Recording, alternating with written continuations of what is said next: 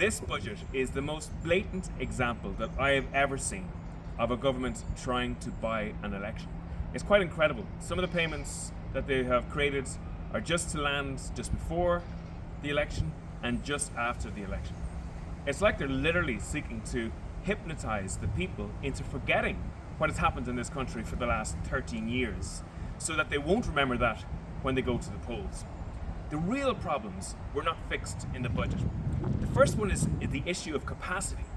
The fact that we have 900,000 people who are on hospital waiting lists, that we have A&Es that are overflowing at the moment. The fact of the matter is that we have a lack of Gardaí, the lowest number of Gardaí on our streets for the last 4 years, which is leading to crime and antisocial behaviour. And the fact that we can't get a GP across the country.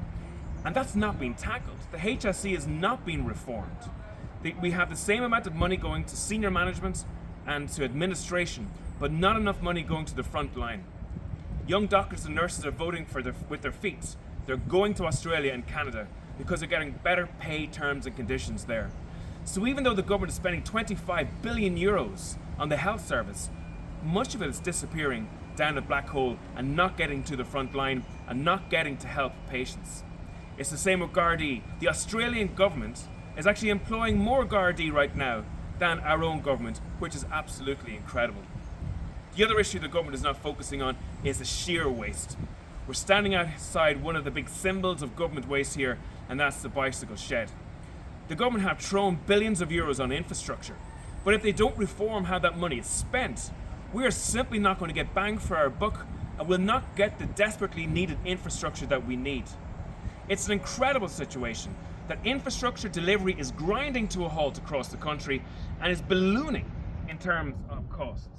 Right now, in terms of the modular homes being built for Ukrainians, it's costing twice the amount to build a modular home that will only last for 60 years than it is to build a full concrete stone and brick house in the centre of Dublin.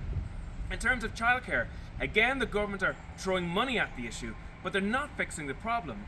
Childcare providers are closing around this country every single week at the moment. Why? Because they can't make a living.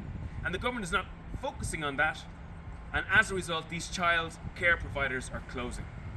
We in Aontú are saying to you very, very clearly, the government has wasted your money. Do not waste your vote in this election. Vote for accountability. Vote for Aontú.